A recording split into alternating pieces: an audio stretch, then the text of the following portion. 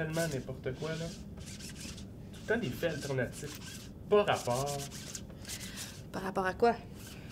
Ah, ils disent que la lumière blanche serait composée de toutes les couleurs. C'est vraiment n'importe quoi, là. Ben, c'est pas mal vrai.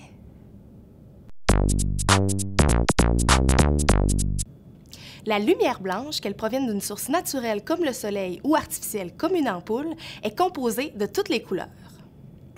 Il faut savoir que la lumière blanche est un rayonnement électromagnétique ayant la particularité d'être perçu par l'œil humain.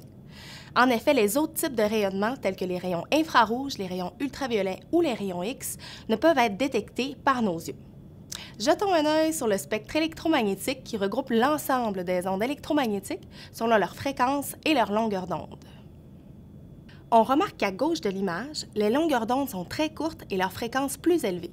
Ce sont donc des ondes très énergétiques. Parmi celles-ci, on retrouve les rayons gamma, les rayons X et les rayons ultraviolets. À droite de l'image, c'est plutôt le contraire. Les longueurs d'onde sont très grandes et la fréquence beaucoup plus petite. Ces ondes transportent donc moins d'énergie. Les rayons infrarouges, les micro-ondes et les ondes radio font partie de cette catégorie. La lumière blanche, quant à elle, est située entre ces deux groupes puisque sa longueur d'onde s'étend entre 400 et 700 nanomètres, soit les seules longueurs d'onde que l'œil humain peut percevoir.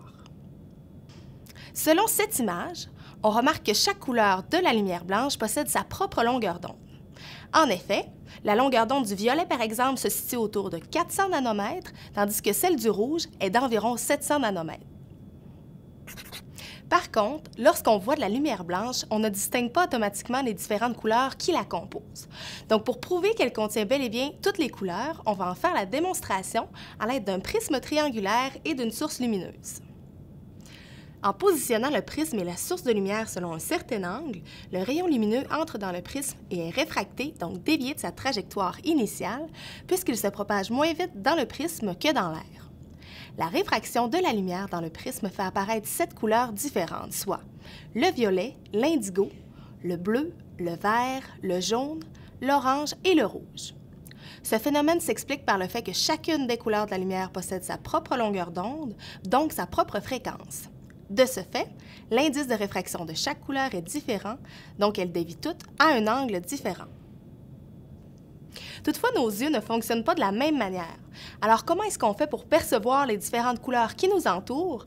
En fait, c'est que la lumière est réfléchie par les pigments contenus dans les objets eux-mêmes. Par exemple, si le soleil éclaire le feuillage d'un arbre, les pigments contenus dans les feuilles vont absorber toutes les couleurs de la lumière blanche, sauf le vert, qui sera réfléchi et ainsi perçu par nos yeux. On peut donc en conclure que la lumière blanche est composée de toutes les couleurs. Si tu as d'autres questions sur la dispersion de la lumière ou sur les couleurs, n'hésite pas à consulter notre site Internet et à t'abonner à notre chaîne YouTube. Je t'invite aussi à nous suivre sur les réseaux sociaux. Si tu as d'autres questions sur la dispersion de la lumière ou les couleurs, je t'invite... Non, c'est que je t'invite pas! N'hésite pas! Je t'invite aussi... Oh!